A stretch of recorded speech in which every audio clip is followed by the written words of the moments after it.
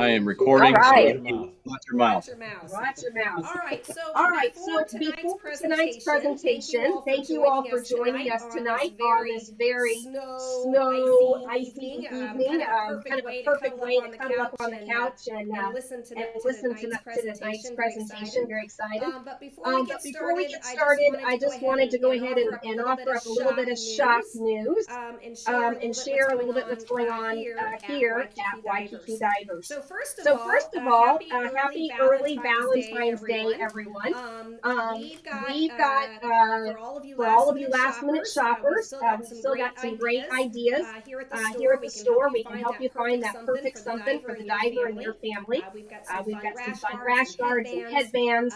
Of course, Nothing says I love you like making a new Garmin dive computer. So we have lots of stock and are available to help and make sure that you show the diver in your life how much you love them. Okay? So happy Valentine's Day. We are continuing our We Own Winter contest. There were several of us that made our way to Iowa about a week or so back for the annual Ice Bowl Festival up at Lake Okoboji. We joined International Scuba and sponsors Fourth Element, Patty, and they carved a couple of big holes in the ice, and we got to do dives underneath the ice. It was about 18 to 20 inches thick. Viz was not great this year, unfortunately, but that did not stop us all from experiencing just going underneath the ice and feeling the ice. You could actually video people as they were diving along that top part of the water column underneath the ice. Really cool. So congratulations to our certified divers and to Dane Tippett, our instructor, who earned his instructor rating. He spent an extra 2 days there and earned his instructor rating, so that's pretty cool. In addition, we've been going. Nick Atherton and his gang have been making their way to Mermet Springs, trying to encourage folks to get out and continue diving during the winter months. The next one they'll be at Mermet is February 22nd, so not this Saturday, but next Saturday. So join them and get a little tick mark underneath your column for dives in the winter. Speaking of winter classes, we certainly have a great calendar of classes that would continue your dive education even while you're maybe not diving over the winter. So maybe considering rich air, emergency oxygen, and then the EFR class, which is first aid, CPR, and AED. Those two classes, the oxygen and the first aid classes, are what you need as prerequisites for the rescue diver course, and they make great winter classes. And then of course dry suit diver, right? So you could do the class and pool here, and then maybe join Nick down at Mermet and finish up your dives over the winter. For those of you already certified, maybe you've got a spring break trip coming up, or winter break coming up. We do have reactivate classes on the calendar, so check out those. I wanted to make mention that we are also hosting SEAL Team program. It's going to be over spring break at the Clayton Center, and that's March 17th through the 21st. So if you have kids ages 8 to say 12 or 14, or maybe grandkids, this would be a perfect program for them we put them all on scuba, and then we teach some basic scuba skills, and then I've got more stuff made out of PVC pipe that a person should own. So shipwrecks and space stations, the kids have a lot of fun, and all while on scuba. So consider that one March 17th through the 21st. We also have, as part of our local diving adventures coming up, we have a pool session. It's to check out your dive gear, get ready for the dive season. That's Saturday, March 1st, and we have 2 sessions. That is free, correct? I don't think there's any cost. The event is free. If you need gear, you got to rent gear. I see. If you need gear, we're renting the gear, but the pool time is available. You just got to register with us, so sign up for that if interested. Definitely limited space. And we do have limited space going on that one. So travel webinars, we've got a couple of different trips coming up on the books, and I wanted to share details about those trips. So I'm hosting several upcoming webinars to talk about where we're going and a little bit about the resorts, the diving, what you expect to see. And those are for Stacia, it's St. Eustatius, but it's commonly known as Stacia. I have that lined up for February 13th, which is tomorrow night at 6 p.m. We'll have a virtual, these are all virtual. And then my Sapporo trip, which we're doing in February of 26, I just signed us up for the Rocia Del Mar's, it's the Mexico liveaboards. It's her brand new boat. It's called the Kino Del Mar. And so I'll have some pictures of or renderings of the new boat, talk about Sapporo and what you can see. One of my all-time favorite destinations, and I still have space available on that trip. So I'll be talking about that one on February 18th. And then that Thursday, I'll talk about Fiji aboard the Naya. The Naya is a liveaboard that goes out of, gosh, I can't even think of the town. And it is absolutely beautiful. So that one's slated for Thursday of next February 20th. In terms of summer camps for kids programming, we've been hosting some summer camp fairs.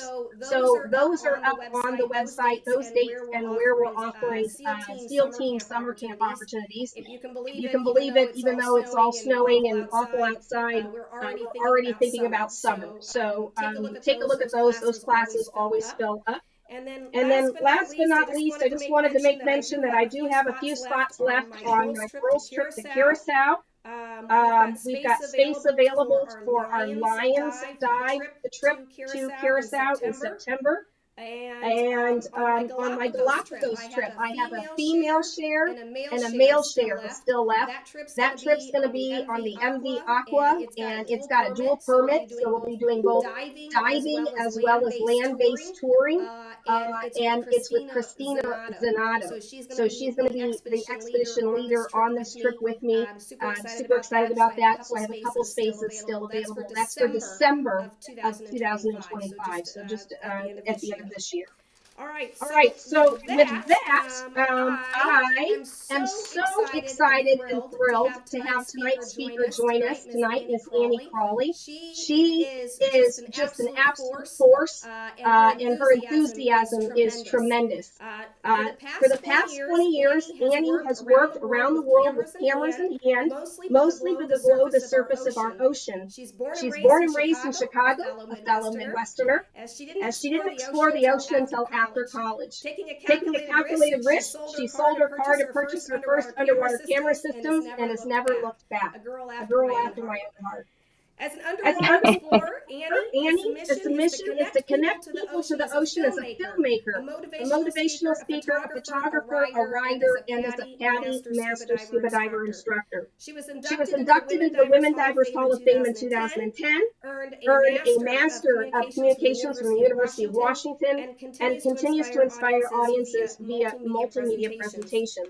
She's written books, of course. She's got video workshops, ocean campaigns, the Our Ocean and You campaign that's reached tens of thousands of students and created partnerships with communities around the world. And she focuses on three major issues: pollution, climate change, and sustainability. And I am just really thrilled to have Annie joining us tonight and talking about love. It's love in the ocean and other amazing animal behaviors. How appropriate for Valentine's Day. Everybody, please join me in welcoming Annie Crawley. Okay, that's great. It's kind of funny to listen to your own bio being read, and I can't believe it. Some of those places I opened up.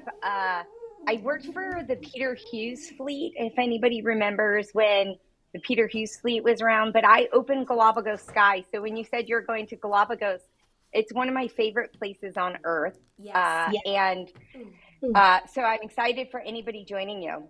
I think that I'd love to get started. I'm pretty much an open book with, if you want to connect after, if you're shy and you don't want to ask questions or connect with me later, you can find me on almost every social media. Oh, what's going on? Uh-oh, your presentation has died. I just I just tried to to it put it and it went went away. No, it didn't. For There it most There it goes. people, There it is. the ocean is a dark, scary place, and fear-based media sells. So that was not, don't worry, Paul, you didn't lose it. All right, I just there had it to is. get the elephant out of the room. So I just want you to know that even though Jaws was created 51 years ago, Peter Benchley wrote the book. 50 years ago, the movie came out. For all those of you with kids and grandkids, they wouldn't be afraid of that movie, but this is the #1 app on iPhones, iPads, Androids all over the world. So we still have to get the truth out about sharks. And so I just thought I'd talk a little bit about sharks at the beginning and at the end. This is the kind of sharks I like to dive with. They're not very common anymore in today's ocean. This is a bait ball of silky sharks, and there's a couple of Galapagos sharks, and this was taken at Malpelo Island. I actually lived there, and I'm going to talk about it towards the end of the presentation. But I just feel that this is a great hammerhead in the Bahamas. I love great hammerheads. And here, everybody always asks about sharks in my neighborhood. This is a 6-gill shark. Wow. And the only way we get to see 6-gill sharks is if they're baited in. This is actually very deep. This is 110 feet because when they bait them in, they don't want them to go where divers who are not wanting to dive with them go. So we were talking a little bit before the program started that some operations bait for sharks and some do not. So in Malpelo, there's no baiting for sharks. In the Bahamas, there is. In our region, to see these 6-gill sharks, there's a group that works with the Seattle Aquarium that if you're an experienced advanced diver, you could see them in our waters. Wow. I really believe in words that go together with life and the words that we tell ourselves. And so I'd love to start with this quote. 20 years from now, you'll be more disappointed by the things you didn't do than the ones you did. So throw off your bow lines, catch the trade winds in your sails, explore, dream, discover. So I wrote that in my journal right after I learned to scuba dive. And within a year, I was a dive master. And within 2 years, I was a dive instructor. And I've been a PADI dive instructor. I've also been with SDI, TDI, SSI, but I'm a master scuba diver trainer with PADI, and I still have an active card. And when I do the math, I think it's just over 30 years that I've been a scuba instructor. This is how I feel when I'm underwater. Like I'm a mermaid, like right behind my ears. I have gills, and I felt this way from my very first breath underwater. Scuba diving literally taught me that the unbelievable was real. This is the first picture that I took of a macro subject.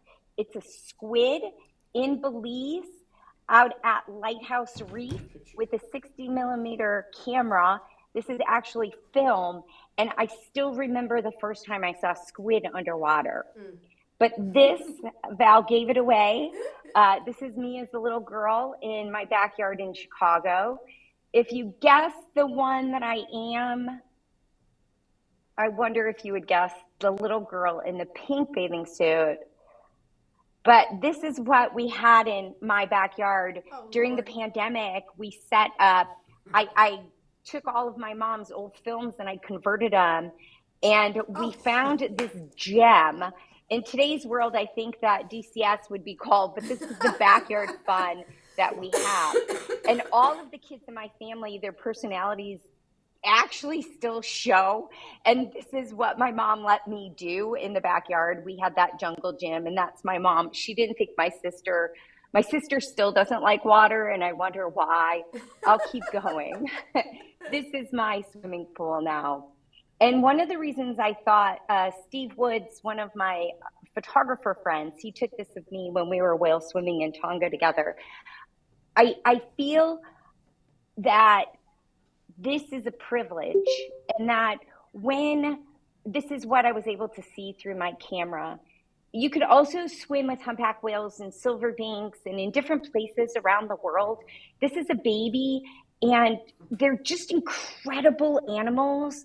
But one of the reasons I like to start with humpback whales is because what they did for us as photographers and filmmakers. But I have to take a moment and share with you just how special it is. This mother is logging on the surface and snoozing, but they snooze with one eye open and one eye closed. So the mother knows that she's sending her baby over to me. Her baby's curious and wants to have a look, and she's allowing the experience to happen. You can't dive with humpback whales in most places in the world. In some countries, you can't even swim with them. Like in Hawaii, we could go whale watching, but we can't jump in the water with them. But in other countries, it's legal to swim with them. There's rules around them. The mother's pectoral fin is about 1/3 of her body size. And I just feel when you look in the eye of a humpback whale or a dolphin or a marine mammal, like it feels like they touch your soul. These humpback whales have been on our planet for millions of years. And so now the mother's going to breathe, and she's just going to come up, and her baby's going to dance over her. And I feel very connected to animals when I'm underwater, and I talk to them. It's kind of like how I'm talking to you right now. I do talk to them, and I feel like I communicate with them. I'm not a bubble blowing monster underwater. I move very slowly. I breathe very slowly because we want to get close to them. And literally, when I found humpback whales and diving with humpback whales, it turned my world upside down. And so one of the best experiences I've had was, we're going to get into the theme right now, and this is a heat run. And what happens is a female who might be, ready or receptive to other males will chase her through the water. And we were able to jump in front of the heat run as 12 male whales rushed past. This is the main male who was able to get the female in the end, and the female is up towards the surface having a breath, because this all happens very, very quickly. And the male blows this bubble ring around so that the other males do not approach. The very interesting thing for me that I learned from scientists, I do a lot of work with scientists. I enjoy learning and applying my knowledge. I'm what they call a field biologist. I do a lot of observations on my own, and then I'll go to scientists with my ideas and my thoughts. I read a lot of papers and a lot of books before different expeditions. And how Vale said that I've lived all over the world. I've spent 3 years of my adult life living in Indonesia. But this whale tail is very important. It tells a story for photographers as well, because it was the first time in the 70s that scientists gathered together, and humpback whales were very endangered at the time. And so what ended up happening was they discovered that these different whales were connected, that whales that were going off of some scientists' coasts were going past other scientists' coasts. And this was the first time that they discovered the whale tail has a footprint.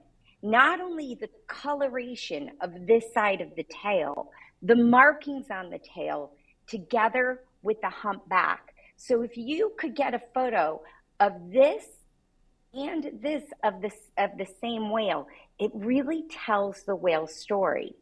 And so this is also an ecological success story because humpback whales were hunted to near extinction. They went on the endangered species list, and now they've been able to rebound in numbers. Just really quick, there's two populations or major populations of humpback whales. One goes to the Arctic for their feeding ground, the other goes to Antarctica, and then they go down to their birthing grounds and then up. And it's a very large migration, and one that they're just as curious about us sometimes as we are about them. And these animals are so strong and so big. If they didn't want us around them, they could literally leave us in the dust. That's all I'm going to talk about humpback whales right now. But I do have a YouTube channel, and some months I'm more active than other months, but this was a short film that I created about humpback whales. And so I'll encourage you to go and have a look at my YouTube channel. As Vale mentioned, I do have a lot of books out.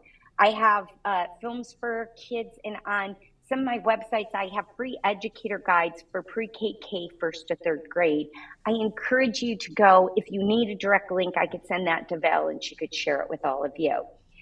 This was a very special book, and it just came out this last year, and there's QR codes, a couple of years ago, there's QR codes that I really try and incorporate multimedia in everything that I do. So for all of those who shared that you're photographers, I'll encourage you to experiment with those GoPros, start shooting with your iPhones, and get video because video is so powerful.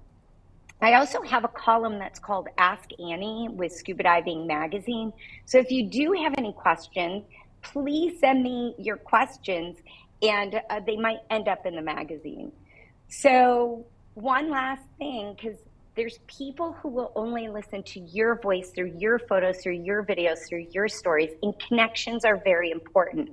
I met Val at a big dive conference that we were at, and that's how I'm getting into all of your homes. So thank you for joining us this evening.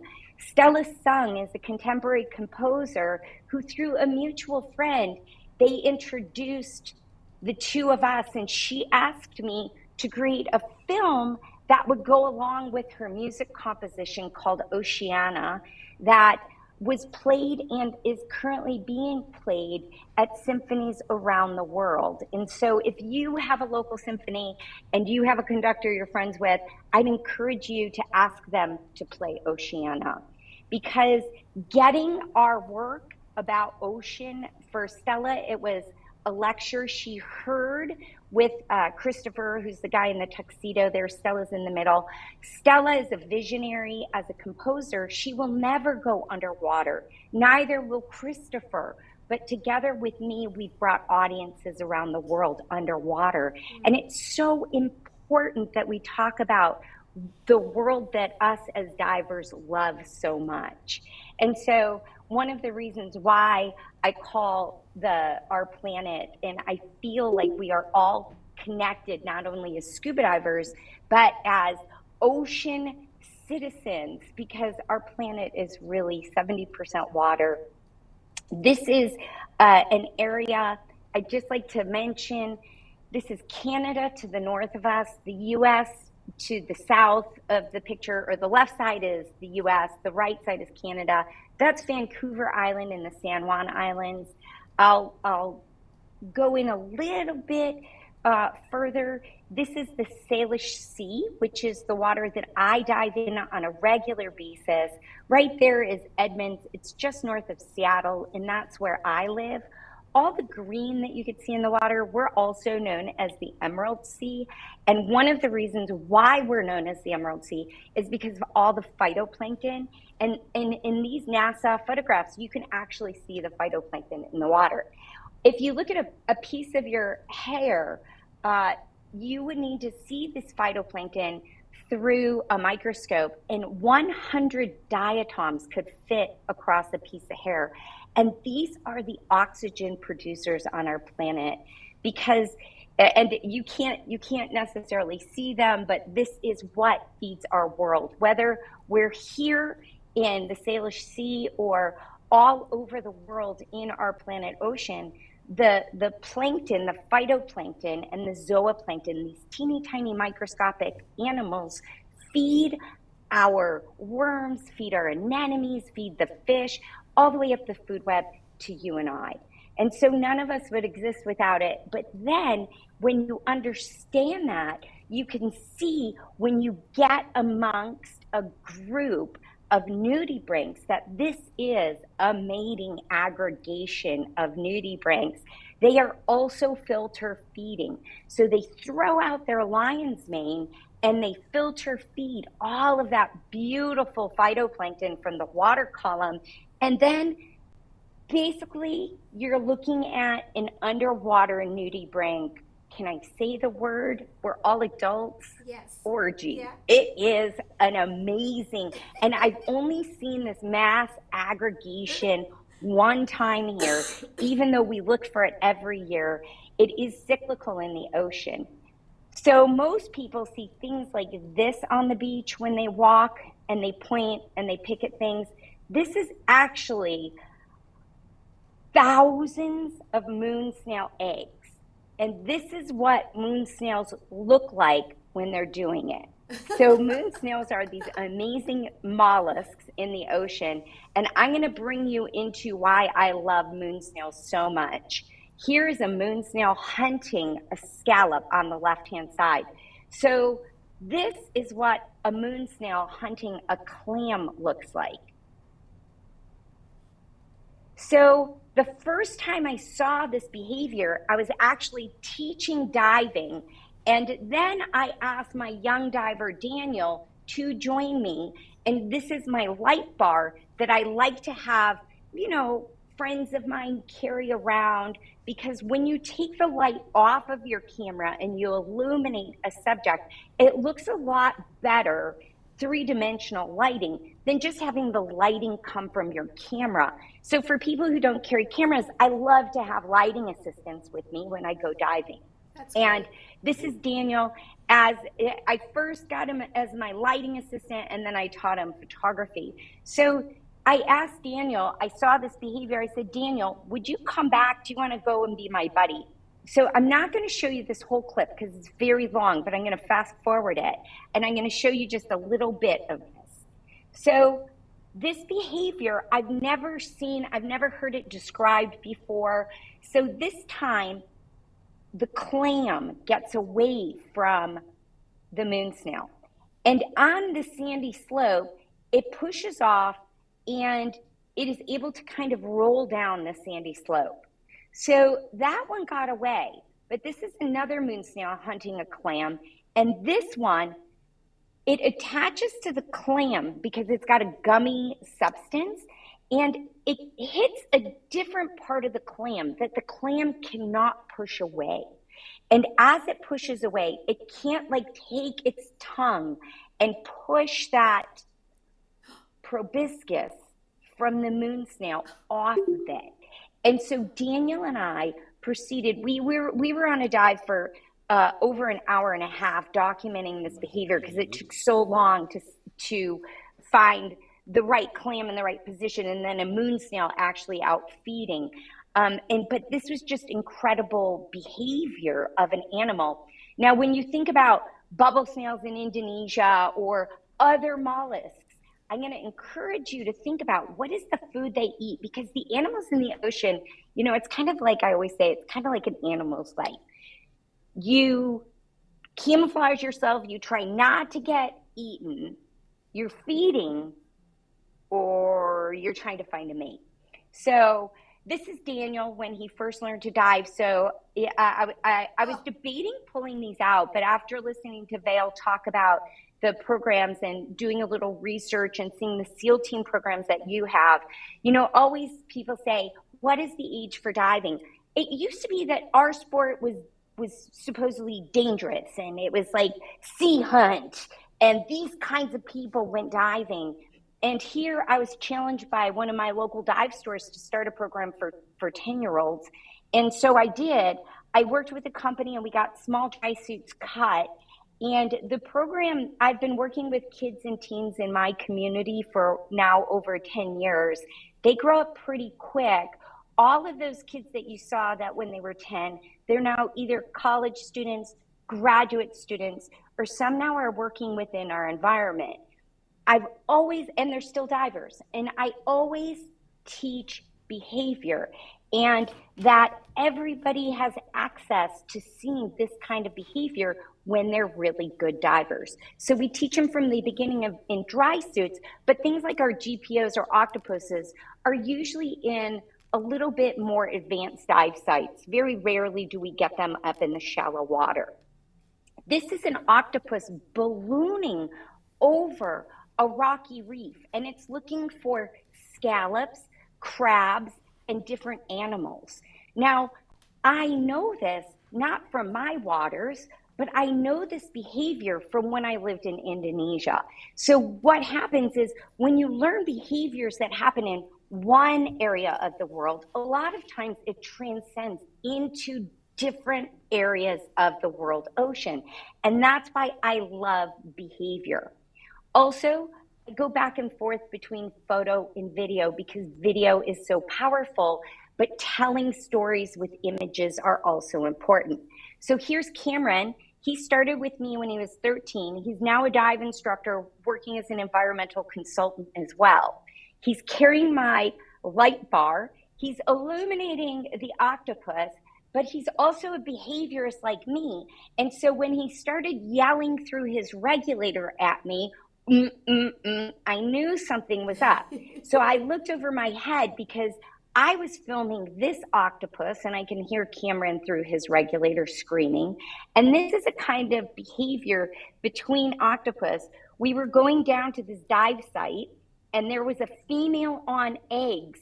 And when females come on eggs with the GPOs, they will guard their eggs and then the female will die. The males will sometimes guard the females. And even though they're one of the most intelligent animals on our planet, they still don't know who each other are unless they flash their arms and they're like, hey, I'm a male, are you a female? And then the male knows. And if that was a female, the male would have probably tried to mate with the female. So as smart as these animals are, they are known to have 3 hearts, blue blood, and 9 brains. And the reason why they have 9 brains is scientists here at University of Washington have discovered that each of their arms works independently of their brain that's in their mantle. So I could talk about GPOs forever, but in lieu of this presentation and keeping you as hot and excited as I am, I thought I'd talk about broad club cuttlefish that for those of you going into the South Pacific, if you're going on that, I think Vail was telling me about a trip that you guys are running, the passport trip. These are broad club cuttlefish. This happens all over Indonesia in any place that there's broad club cuttlefish. So if you go to Papua New Guinea, if you go to Philippines, if you go to Indonesia, you want to watch for this behavior. So you could see a female broad club cuttlefish or a cuttlefish that you don't know if it's a female or a male on a reef. And this is a sneaker male. In this moment of this photograph, what's happening is the male has reached in. This female can hold the sperm of 4 males. The sneaker male is scooping his arm and he's removing somebody else's sperm and he's inserting a sperm packet into the female. The female, and here's a couple more photos showcasing this, the female wants all of the different kinds of males. So a lot of times you'll see a broad club cuttlefish hovering around another broad club cuttlefish. That is the main guarding male. I studied these on the house reef that I was on, and we had an egg-laying broad club cuttlefish female that liked this fire coral in front of our resort. And so what would happen is when I would see another cuttlefish around when this female was laying eggs, I knew what they were up to. And so when the male would chase away other males, sometimes these small, this is why they call them sneaker males, these small sneaker males would come in and try and mate with the female as well. So you could see how small this sneaker male is because it would fit literally in the mantle.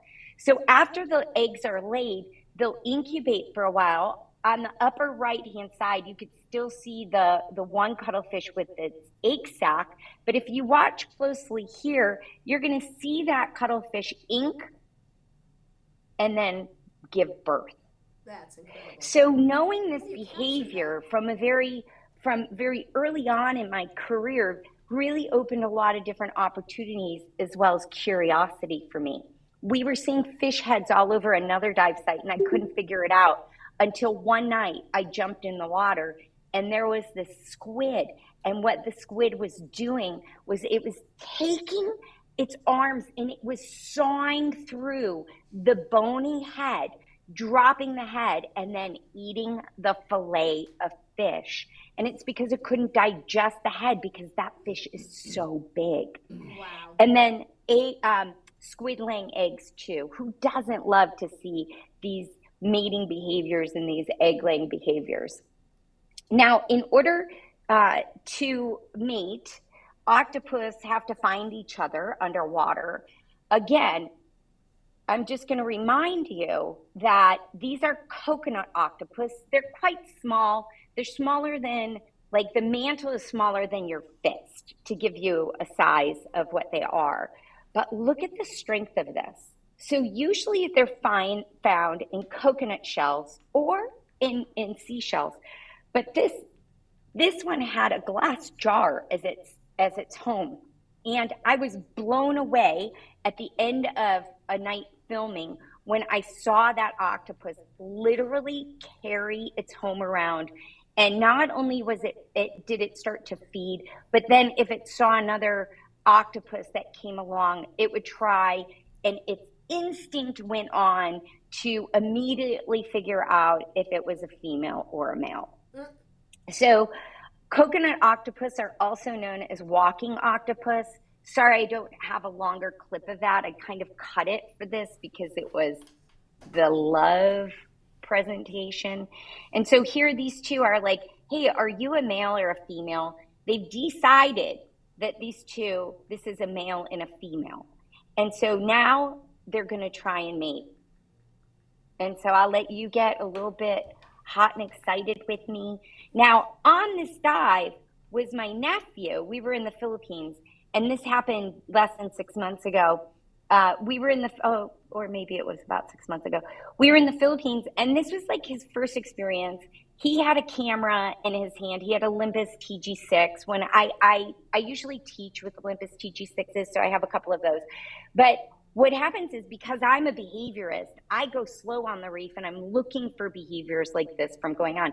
And look there's that sneaky little octopus with its glass jar that's come along as well, trying to get in on the action. And so these are a few clips that I've put together. What happened was the first night I went, I only had a GoPro because it was one of my nephew's first dives after certification, and he was with one of his friends from college. So I said, okay, we're not going to bring the big system. We'll just go down with the TG6 and we'll go down with the GoPro, and I'll show you guys how fun muck diving can be. And sure enough, there was just all of these coconut octopus out looking around, and people would come, they would take a photo, and then they would go. And so we would then stay and wait and look for behaviors because, again, I'm an underwater voyeurist, and it was pretty spectacular what we were able to capture and see. So then the next night, we all set up, and then my nephew took the GoPro, and I took my professional system. So all of this is not shot with the GoPro, but this is shot with my Canon system. So the arm between the male and the female, you can't always tell but one of the arms on the male has no suckers, and that's where it takes its sperm packet and it'll insert it into the female octopus. Many people have seen what we call Caribbean reef octopus or reef octopus mate. And now clearly there was a little bit more wanted here. And I believe that the octopus that's in the tube is the female. And she's like, no, we're done. And she actually has more control in the situation than the male does. So I hope you're enjoying this. Now, again, photo, video, that was some video I shared with you. We saw the same thing with the TG6 when I was shooting with the TG6. So these photographs are all with the TG6. And that's how I knew what was the potential of going on. And we went back to the same site. So sometimes I love liveaboard diving. And there's places like you will go to, like Socorros or Malpelo or Galapagos, and you really can't get there in any other way except for liveaboards. Indonesia, you have options going to resorts or going to liveaboard. The one good thing about when you go to a resort that is a little bit different than a liveaboard is the fact that you could go back to the same site again and again if you like. For me, I'm also, everything that I take photos of, I'm also looking at conservation aspects. And there's a big push because there's so much plastic in the ocean that I took these series, and really what I was trying to do, like the animals cooperated too, but I really was trying to get this photograph showcasing not just the plastic bottle, but the red cap around it, because that red cap, that is Coca-Cola. Like, we know that that's Coca-Cola. Like, in your brain, you know it. Even if you didn't think about that before, you know it now. And there's a push that we're wanting to do, that we're trying to really encourage corporations. Like, if you try to refuse single-use plastic, like I tried to refuse single-use plastic, it is almost nearly impossible to do. And so we all need to realize this and really encourage alternatives for what we consume. So here's some GoPro footage, and this is really, please watch it. I slow it down because this is like incredible. I not shot, but just the behavior that I caught here. And I'm gonna see if anybody could see what animal that is. So that GoPro footage is slowed down to 10%.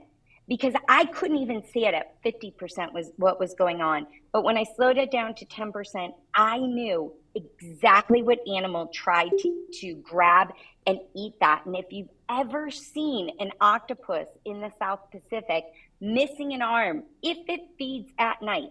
So coconut octopus feed at night. Octopus luteus, that is a night feeder. Not all octopus feed at night. So you have to know when they feed. So that's just another shot of that. That animal was this. This is, I was like, this is a bobbit worm. And that animal is what came out of the sand in like a second and tried to grab part of that octopus's leg, because they're really big, giant blobs of protein, and everything like to eat them. So I know a lot of people travel to the Caribbean because it's super easy, but because I lived in Indonesia for 3 years, I really love the South Pacific because it's where scientists believe coral reef started. And so for every animal that is in the Caribbean, it's like times 25 in the South Pacific. So with the theme of love, this is a male ornate ghost pipefish. I know this because of where the fin is and that it's not attached to the body. This is a female ornate ghost pipefish. These are both what we would kind of call this kind of shot or this kind of shot where you could see all the fins laid out. These are more photo ID kind of photos, so you could tell. Now, those pipefish stayed, this is on a reef. This is in around 70 feet of water. And everybody who is part of this group, when I was there, was able to go and photograph or film these ornate ghost pipefish because they stayed there. At least one of the females and one of the males did. There's a second female that you could see in the shot.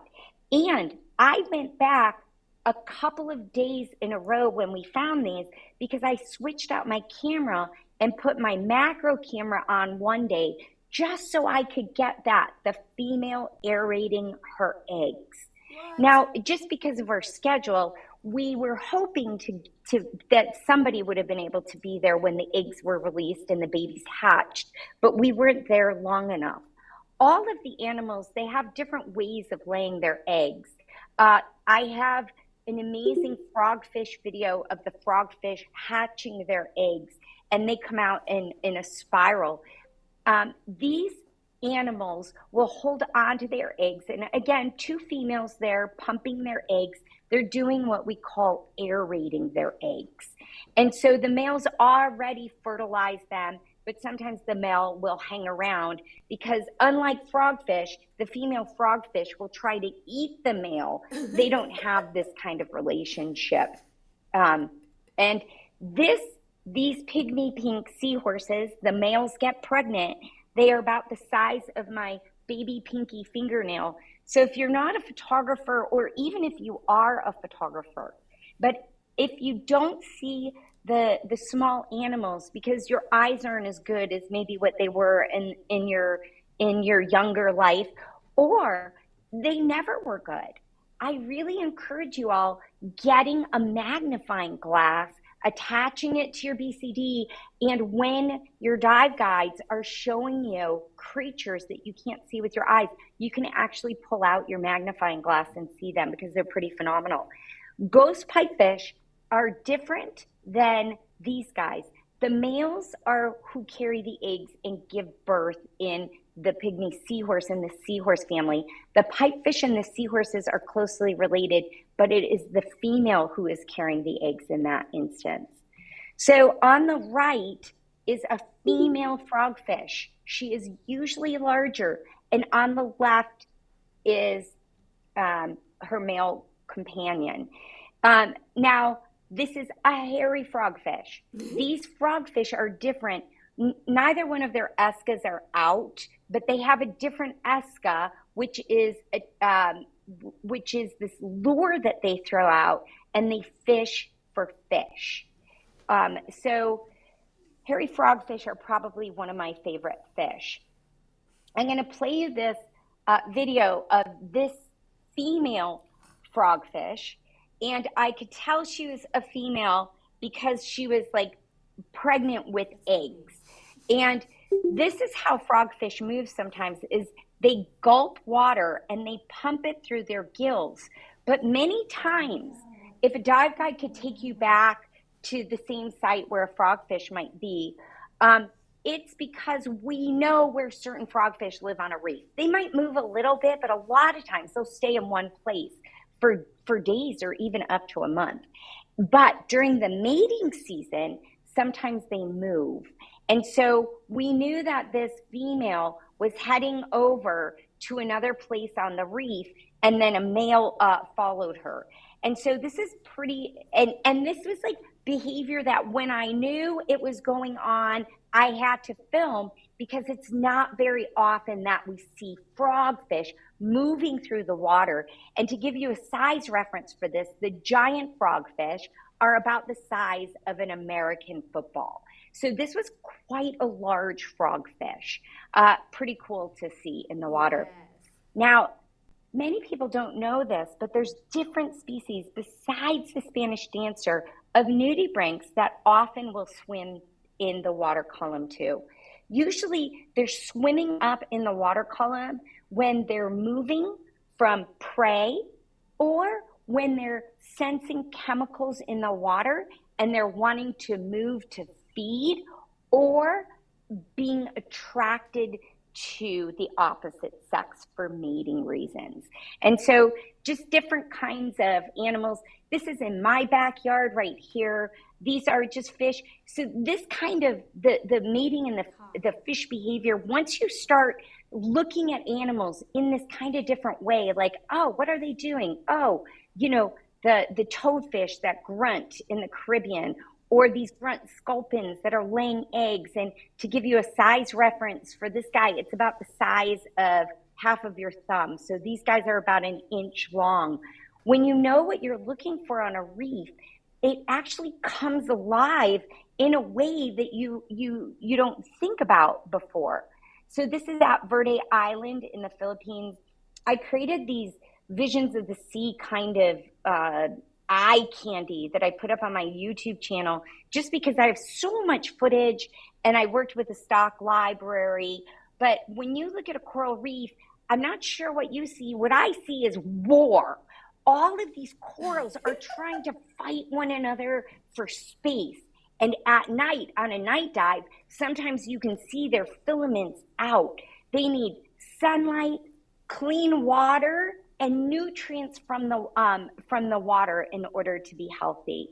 And so this is a big congregation of, they're called red-toothed triggerfish because they have teeth that are red, but they look like blue triggerfish because they're these beautiful blues.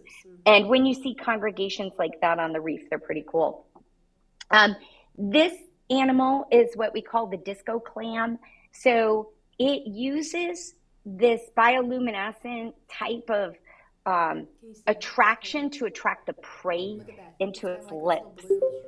They're probably one of my favorite clams. And here it just put out its filter feeding there. And they like deep crevices.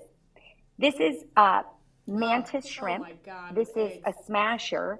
It's one that has that hits its prey with its fist, not a claw. It has 3 pupils. This is one of the most advanced eyesight in the animal kingdom. And these are literally thousands of eggs with it. So when you see a mantis shrimp, again, I went down looking for mantis shrimp, and I did it a couple of times. I first got the behavior of the animal with the eggs here, and then I went back down and we found another mantis shrimp. And I really wanted to get a macro shot of their 3 pupils in their eyes. Here you could see the 3 pupils, and it's looking around. Often when they have eggs, they stay in their hole and they won't feed. This mantis shrimp had left its hole. And so it was looking, I don't know if it was going around looking for another one. It was out and about when I found it. And so when it was hanging out here, this was just a temporary position for it. And I know this because usually if I'm diving with other divers and we're sharing animals and they're showing something, I will usually often wait, unless I found the animal myself, I will wait my turn because I like watching the behavior of the animal and trying to figure out what's going on. So this is a couple of shrimp that are some of my favorites. So in my collection for tonight's presentation, I tried to really quickly choose a couple of my favorite things. These fire urchins are beautiful. And this shows you my macro setup. It's very hard to see through when I use my macro camera, I usually set up the, oh my gosh, I can't think of the word, the external monitor. When I shoot wide angle, I usually don't put that on. I just look through my back, but I know where all my dials and knobs are.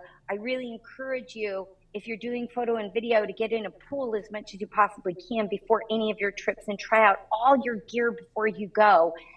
So these were what was on top of the Coleman shrimp. So I put this together for you. I would never lay like that on a coral reef. I really do sport best dive first, then shoot the camera, because if not, you're a bubble blowing monster. But for certain animals, like if this was on a coral reef, I could not film these coral shrimp. I could not film, and this is a mating pair of shrimp as well. One of them has eggs. Also, this one, I've got this close up on. They stopped moving when I had my macro set up. But the bulge on the right-hand side, if you start looking at these small shrimp that live on the corals and the different animals, that is a parasite that lives in there. And I believe that that parasite has just laid eggs inside of that shrimp. And so there's a lot of different relationships that happen in the ocean with commensalism. So this is commensalism, that these shrimp live on the sea urchin. So that's one kind of commensalism. Then there's animals that sometimes live in other animals, and that is one that is living in the lung of the coral shrimp. So here, I love turtles. I don't know anybody who does not love turtles. I thought I would share this little clip with you. I took this from one of the films that I put up.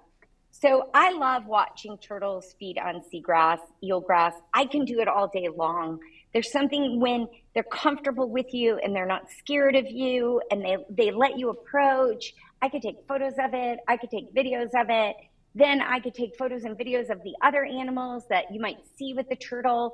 And so this group of saddleback anemones has a patch of eggs underneath the mantle of that anemone that you could see the pink on it. And this is in Puerto Galera in the Philippines, just on what they refer to as the house reef. And so so here's this pair of saddleback anemones in the eelgrass that they sometimes are at. They're feeding off of plankton and different things passing through, but I couldn't believe that this happened. So if you watch closely, if you look at the saddleback anemone too, they protect the eelgrass all around the anemone. So around the anemone, the eelgrass is thicker where these anemones are, that the clownfish are, because they scare away all the other predators. And when people ask me, Annie, I don't know why, I speak at a lot of schools, but like kids always want to know, have you ever been bit? And I'm like, yeah, by a clownfish. Yeah. So if you get too close to the clownfish, they'll bite your finger or they'll bite your head or your hair. And so that's the animal. That's the dangerous animal in the ocean, is that clownfish. And so here I could go back then, if I followed that sea turtle, knowing where, when it's a house reef that you could go back to and you could dive it again and again, you could go back, you could visualize your photographs, and you could do it at different times of day. So here you could see this is a different anemone, and there is no way these saddleback clownfish could fight off these chocolate chip sea stars. That's the common name for these sea stars. They're echinoderms. They're in the same family as sea cucumbers and sea urchins. But these chocolate chip sea stars are one of my favorite sea stars. I think I like the blue sea stars and the chocolate chip my favorite. But to see a whole congregation of these sea stars is pretty phenomenal. And so the more you know about what's special in the ocean through your research, that when you come upon something as simple as sea stars, you can be like, wow, this does not happen often. Let me make sure I get quite a few photographs of these animals in this behavior. This is a very unique animal, harlequin shrimp. It's on many people's list of different kinds of shrimp that they'd like to see. I love these. I have not seen them very often in my diving career because they are so rare.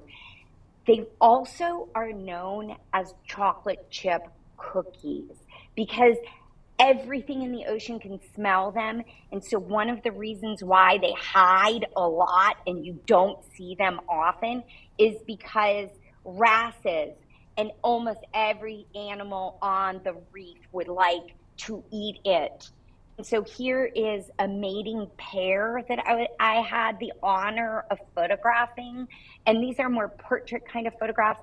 Very hard to film these in a macro setting with the system I have. Here's another pair. This is on the food they like to eat. So they like to eat these blue sea stars. This sea stars, so this is on a bluey pink sea star, but same kind of thing. So they take their claws, and here you could see its claw. They look like they're paper thin, but my gosh, could they do destruction to a sea star? So they'll cut through an arm of the sea star if it's a big sea star, and then they'll drag that arm right back to their lair. This is the bubble snail that I was telling you about, that these guys move at night in the tropics, and they're like little hoovers as they're moving along in the sand. This is a nudibranch that has its proboscis out inside of a tunicate, and it's literally scraping the inside of the tunicate out and eating that tunicate. Shaun the sheep are one of my favorite ones, but they're really, really hard to see. And if you can look closely at what they're on this Halimeda type algae that is this big, that is in shallow water, like 15 feet of water. And they're like little conveyor belts that they just feed. Those are grains of sand. Yeah. So when you're thinking about the size of them, and here's two, when I took this photograph, I didn't even see that on the left is some of their nudibranch eggs. Like, I couldn't believe it after I got it. Like, oh, there were mating behaviors. When you go on holidays, do not forget to take photographs of the food that everybody loves to make for you. So these are nudibranch cupcakes. I have to be honest with you. I could not eat one because I did not want to eat my friends, even in this kind of decoration. I couldn't do it. But that's okay. I had plenty of people with me who ate all of the cupcakes. I did eat some of the fruit from these guys, but everybody's really creative with their fruit. And even though all of us like to just look at the fish photos, our friends and family need to see the different people that we hang out with and who dive with us. And so don't forget to take photos and video of all your friends that you made on your holiday from different areas. I just have a couple more slides to go through, and then we're going to do Q&A. I couldn't do, I've been looking for this behavior for a really long time. These are plumose sea anemones, also known as metridiums, and they can grow up to 3 feet. Wow. But here is one laying eggs. And I've been waiting to film something like this. This is during the day, by the way. Sometimes in certain times of year, we get thick algae blooms on the surface of our waters. And it can be kind of like a night dive when you dive here in the Salish Sea, whether you're diving here around the Seattle area or up in British Columbia. If you ever wanted to come up and dive in our waters, I have a lot of answers I can share with you if you ever wanted to do this. But this is spawning behavior. So this is what a lot of animals do. One will lay the eggs, and then the other animal will put out sperm. Some can lay both eggs and sperm, like nudibranchs. Like, it's pretty and incredible, like, what can happen. I just would like to share with you a couple more slides from a project I'm working on right now. To give you an idea, I kind of included, this is the South Pacific. Galapagos, I don't know if I could put my arrow that you could see it. Galapagos, Malpelo Island is 20 million years old. Galapagos is 5 million years old. So by the yellow arrow, you could see part of Galapagos. It's by the right bottom corner off the coast of Ecuador. Malpelo is 300 miles off the coast of Colombia. I lived there over the last 3 years. I know some of you go with Faith and Val, and you've gone to the Arctic and you've done different trips. So I went on a trip as a tourist on this boat, the Ferox, and the owner and the operator of the Ferox said, oh, you've got to meet this woman, Erica, because he knew about my life. And he's like, you guys would get along. Erica owns the sailboat called the Silky, which is on the right side. And that basically lives at this island. It's an underwater mountain chain. It goes down to 4,000 meters. And then it's 300 meters high. And it has 11 islets in this one island. Only one tourist boat can be there at a time. And the Silky, Erica, there's a whole story behind it. And Vale, maybe we can arrange a showing of the documentary, or when it's starting to show, I'll let you know. So anybody who's interested would like to see the story. But I fell in love with Malpelo because of this behavior that I witnessed. So there were these moray eels that were out hunting, and they then trigger a whole chain reaction to take place. So there was like this school of leather bass that would come through. Then there would be jacks. Then there was this school of fish. And this is all happening on one dive. Now, I'm not saying you would see this behavior if you went to Malpelo, but this is the possibility of the behavior that you would see if you went to Malpelo, because this is a feeding behavior that happens there. It's very unique. One of the things that I was blown away by this region of our ocean, it's in the Eastern Tropical Pacific Marine Corridor, which that is the triangle that is Malpelo, Galapagos, and Cocos. And most people know about Cocos and Galapagos, but they don't know about Malpelo, because it used to be this dangerous place that you only went on fishing boats out of Panama or another country. And now the Ferox is there. And in the last, since 2018, they're able to take tourists, but many of them are European tourists. And that is probably because of the bad rap that Colombia had for so many years in our country. But it is this hidden gem that not a lot of people know about. And all these schools that you see of fish, they live there. So the school of fish of the yellow line snappers, they live on one part of the reef. The leather bass kind of live all over the island, and they go out, they mass aggregate together when the moray eels start hunting like that. There's moray eels all over. There's eagle rays, and there's these large schools of jacks that you could swim through and not see your buddy for 2 minutes as you swim through. So what they're doing is they're protecting their island. Erica's organization, BCC, they're protecting their island from illegal shark fishers coming in from Ecuador and surrounding countries, trying to take the sharks and fish the sharks out of the water. And so I'm working on a documentary about that. One of the largest problems that we face as a world in our world ocean is overfishing. And so everything that we could do to eat sustainably, to figure out where your food is coming from. Here we call it farm to table. I'm sure you have a similar thing in your area, but it's really important that we keep sharks swimming. I think it was Ange that said she was just in Cuba with sharks. Cuba still has sharks because they didn't get fished like many of the other areas did because of the history of Cuba. So this is Erica on the left and Jacob on the right, and the documentary is just getting finished. And so if you ever want to know more about Malpelo or want to travel with me, I'm going there as well. And I just thought that I would show you, this is how we know where there's a bait ball. And the sharks aggregate for a couple of reasons. This is when I was diving on the Silky and documenting with Hyber. This was the captain. So we roll off the boat away from the bait ball. So we're not right in the bait ball, and you don't enter into a bait ball, but this is what's going on right under. So the sharks are just so docile in the water. And there is a silky shark season. Like, you could go to Socorros and potentially see silky sharks. You could see silky sharks in Galapagos.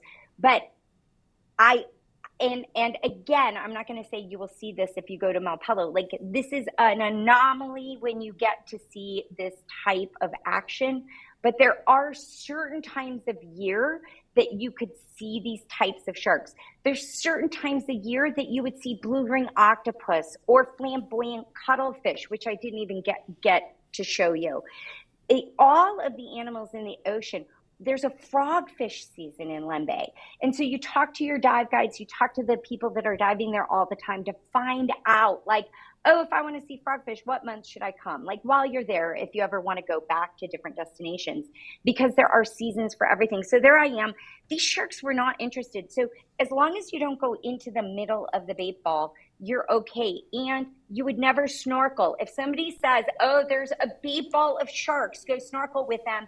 No, you do not go snorkel with these animals, because what they're doing is they're coming up and under the bait ball to feed. And if you get too close to the bait ball, then all those bait fish come under you. So you don't do that. You wouldn't snorkel with this.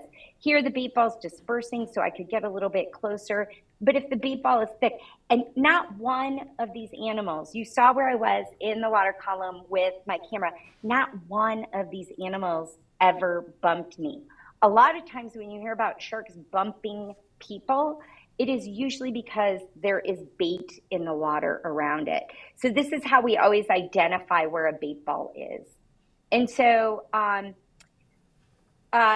don't want to talk anymore because I don't want to drag this on, because I know you guys, like I would talk forever with you about it, but like for this kind of presentation, it's a lot of times it's like it's me not looking at all of you. And so maybe I should stop sharing, or I'll just leave that in the background and I'll blow you guys up and cover it up. And then if you have questions or you want to see something else, I'll look on my computer and I'll see if I can get it for you.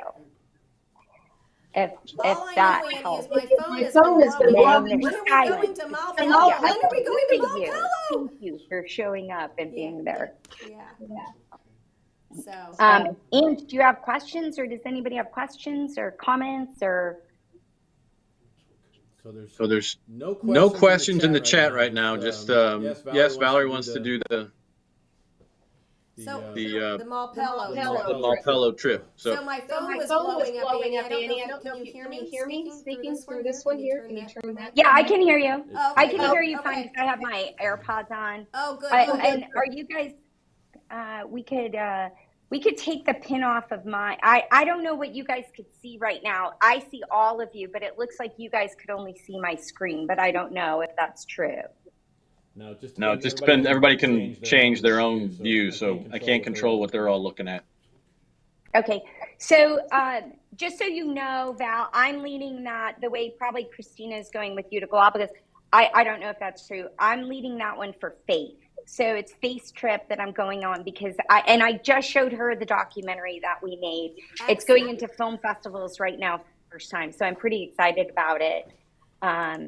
Well, we've seen, on some of those behaviors that you were showing, in my experience, we've seen some of them that you were showing, and then others I was just explaining, I'm in the room, and we've got ourselves muted, but I'm like, oh my gosh, check that out. I mean, just an amazing window into all the different behaviors that you've seen. And you are absolutely correct. Once you've seen behaviors, or once you know behaviors to look for, it really makes a big difference on the dime, and it helps with your photography, of course. Yeah. And I had to cut this presentation. Like, I wish I could have showed you so much, like when you know the pipefish behavior and then you see the robust pipefish, it's the same thing. The robust pipefish look like leaves going through the water. And like, so any kind of material that you could read about, even I remember when Ned and Anna DeLoach's Reef Fish Behavior book came out for the first time. I was working on a boat. And that became my Bible to start with. But then what I did realize is that there's a lot of scientists that I've worked with now that I'll go to them. Roger Hanlon, I lived in Lembe for over a year, and so I know a lot about muck diving and animals in the ocean. And when I lived there, the dive guides were saying this to me: Annie, there's a mama and baby frogfish at Police Pier. So the next day I would put on my boat to go to Police Pier, and then we wouldn't see the mama and baby frogfish.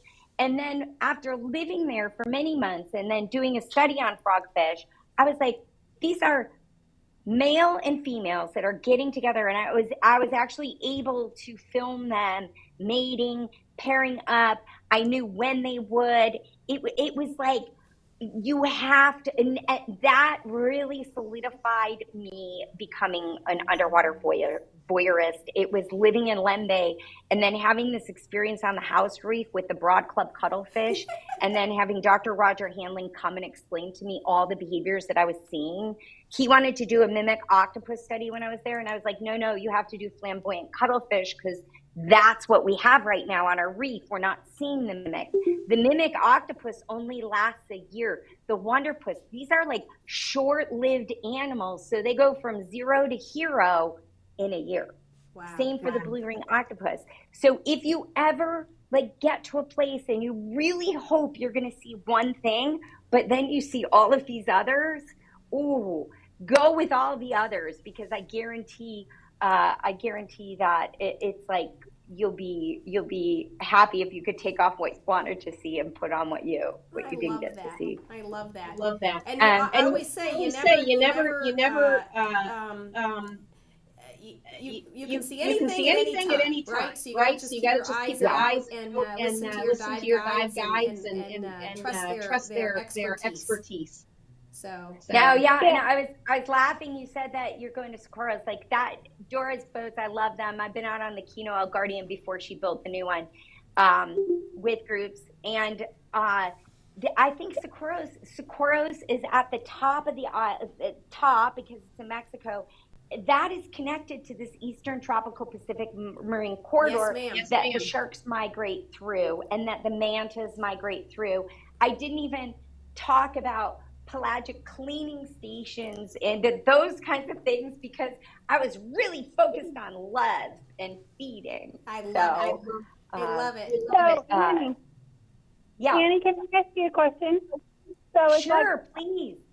Yeah, I know you're talking about the octopus, and it's like I've been to the Philippines and seen the wonderpuss and the mimic all on one dive and this, but I have a question. We just came back from Cuba, and so we did a lot of the sharky dives and this and that, and I was getting a lot of the sharkies because I have yellow fins, and I've been in the Philippines, in Fiji before, and they wouldn't let me wear my fins, and then in Cuba, I was getting quite a few of the silkies would come up nibbling on my fins and give me a little tug.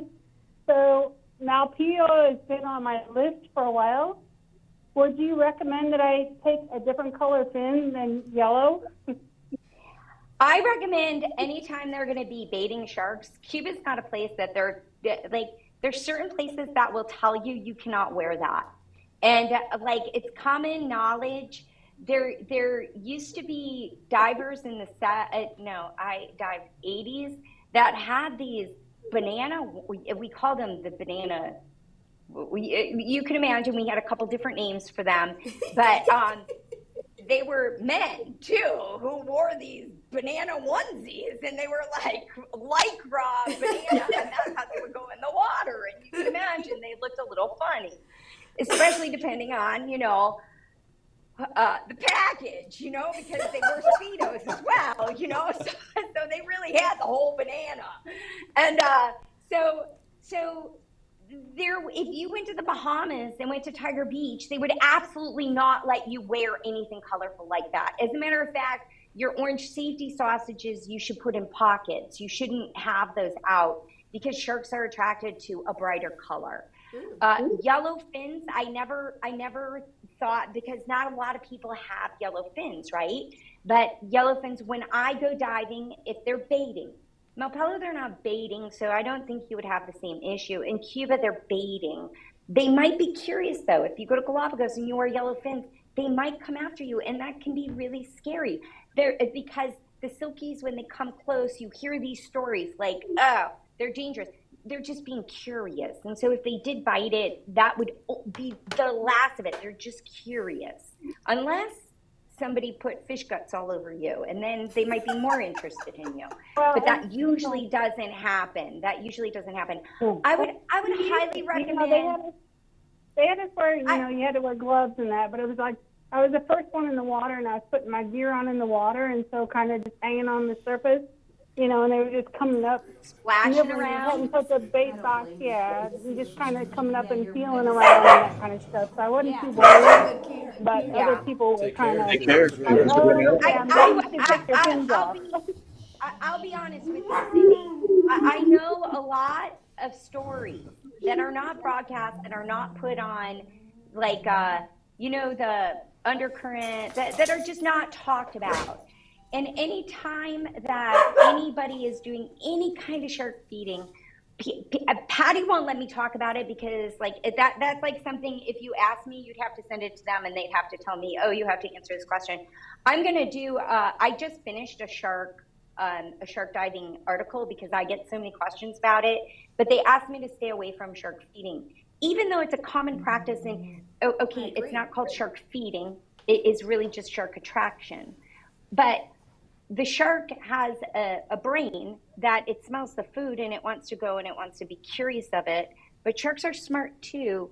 They know the different boats that come up and they know the boat engine noises, right? So even if you got in the water before they started chumming, those sharks are already kind of coming to the vicinity sometimes, if they're local reef sharks, if they're local lemon sharks, that they live there, that they're not migrating at that moment for potentially mating, which some sharks do. They migrate following food or mating behavior. So I am not saying pro or con, because I go to the Bahamas and I go to Tiger Beach and I really enjoy it, but I am very careful and I'm not wearing bright colors. And I would say that Val's got a pair of black fins she'd like to sell to you. That I would be like, why risk it? Bring them both. Bring both fins if you're going to go on a place. But like, because the yellow is a known color that can be a shark attractor. Did not know that. It can be. So can the brighter colors. And so usually when I'm diving with sharks, when they're shark feeding, I'm dressed head to toe in black, including my hair can attract Yeah, animals. I know. The fish have come after my hair too, and I've started wearing a little beanie hat and that, because I've had fish come and grab my ponytails and stuff before too. It's just like, and I know they're well attracted to all that stuff, so I might just get me another pair of fins to take on some of these trips. I'd highly recommend it, and then you get to try out a different kind of fin. Just try them out in that pool, see what kind you like. I have a couple of different kinds of fins that I wear. Like the RK3s are a little bit shorter. I have Mari's Quattros. I have fins for every season. I have freediving fins. There is a big difference. Also, as I've aged, my knees are different. I like to wear a different kind of pair of fins now than I did 20 years ago, 15 years ago. What was that, Val? Oh, I was kind of giggling because I was like, in our diver's wardrobe, instead of the little black dress, we have different fins, right, for different occasions, and dry suit fins and wetsuit fins, and so now we got to add color to the equation, Cindy. Okay, you know what? Everybody spends I feel like when you invest in your dive equipment, it's not that expensive when you invest in all your dive equipment, because then you use it and it actually lasts a long time. But these people that are so proud of their fins that are like 30 years old, I'm like, get a new pair of fins. They're so much better now than they used to be. Yeah. And they come in color. I tell my lady friends, they buy $100. Think about what parents buy for their kids with shoes, basketball shoes, all these different shoes. They spend hundreds of dollars. Fins aren't even that expensive. We could buy a couple of pairs of fins in a couple of colors and look good when you dive. Look good as a photographer, and you guys have photographers in your audience that you guys go on trips together. We don't want you to look like, dating yourself with your scuba gear. We want you to look good. You gotta look good, everybody, and it's Valentine's Day, right? Show your sweetie, Right. Masks are fins. the same way for me. They've come out with so many beautiful masks that look so good on people. They do. I'm like, ooh, I want somebody to wear this mask because their eyes look better. Or if you get a mask to match the color of your eyes, you look better in photographs. So if you're going with photographers, get a good mask and snorkel so they'll take your picture. That's like, I didn't even pay her to looking do on the this. boat. This is Who great. looks good? Who do I want to photograph? Oh my God, Cindy, you had them grab your yellow snorkel. I would absolutely say get rid of that snorkel. She's a course director, Annie. For She Annie, can't she help can't it. help it. Oh my God, that's funny. That's funny. All right. Does anybody have any other questions? Yeah. Do we have any other questions for Miss Questions for Annie? Annie? Nothing else in the chat. Good. Okay, I've got a I question. hope y'all enjoyed it. Yeah, and Angie's got a question. I have a question.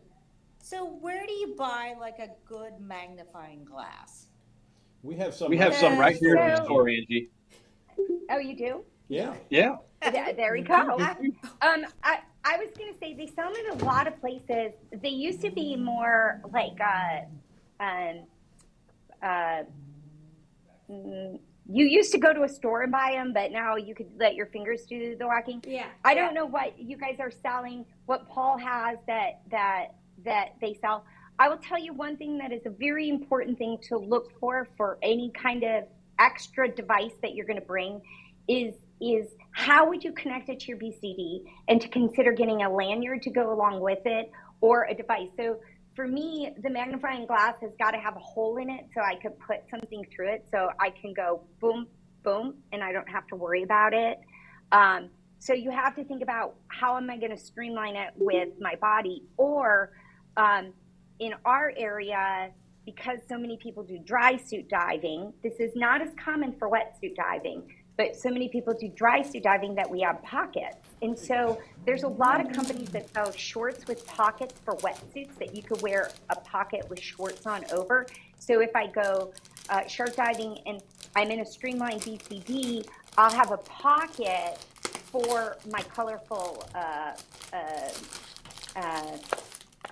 my safety sausage, right? Right. Or my SMB, the correct term. So here, SMB. Angie, this So one's that from it's one's not from dangling. Trident right here. It's in a little like a little neoprene bag, which I probably Oh, that's looks great. nice, but I'd probably get rid of. And it's got But a it's hole in the huge. handle, just like you suggested, and it's got a little even a magnifier within the magnifier. So, ooh.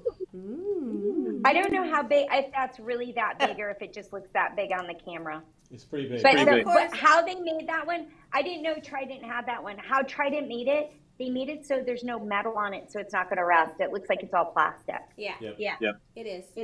It's not single-use plastic, right? Remember, no No, single-use only the plastic. bag that it comes in, which I don't quite understand. Right? So, It's probably because it got shipped that way. exactly. Of course, I could always use my lenses from my goggles. So as my Angie just magnifying had her glass. eyes done, so that's why we're laughing at her. She had a very positive prescription, a very strong positive prescription. Plus And she just, 7. plus 7. Wow. Plus 7. Wow. Yeah, when did you Now- hear that? And you had LASIK? Did you have LASIK surgery? You I had had LASIK? cataracts and lenses put in. Oh my gosh. So now you're experiencing a new life. I am. I haven't Look had at her. this for 30 years. Yeah, that's great. Get up, I can see, I can read my phone, I can see the TV. It's amazing. Of course, Your Cindy world's will- changed.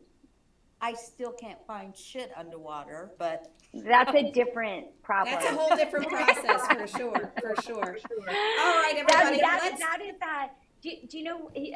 I'll be honest with you. So I learned a lot because I couldn't have dive guides didn't help me find things. I had to find my own stuff when I was living. I was dive managing. I was resort management. So there's ways to scan large areas when you're underwater, even in the sand, and you start looking for patterns in different things.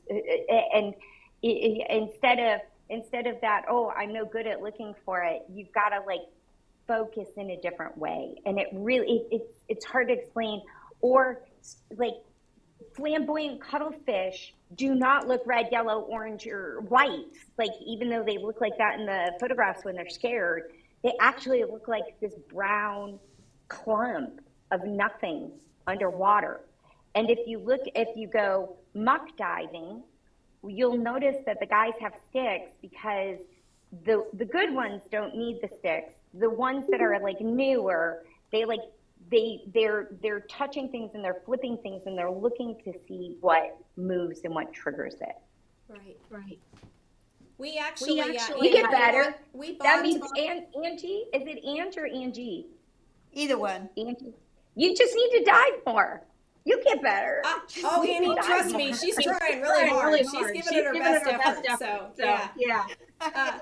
So Carol and I, my friend Carol and I, we bought our dive guide, Jan, out in Raja Ampat. We sent him a mask with some readers in it because we thought, he was amazing, but we thought he would benefit from some readers. So we shipped him a mask with readers in it. Did he use it? Yes. He loved it. Oh, he did? Yeah. You know? Yeah. Oh, that's funny. What's Jan's last name? Jan. What's Jan's last name? I will find it for you and send it to you. He's well known. He's off of the Daily Nusantara. I trained him. No kidding. Kidding. Yeah, because the Dewi Nusantara used to be under the Peter Hughes. It was the Ambach Bureau.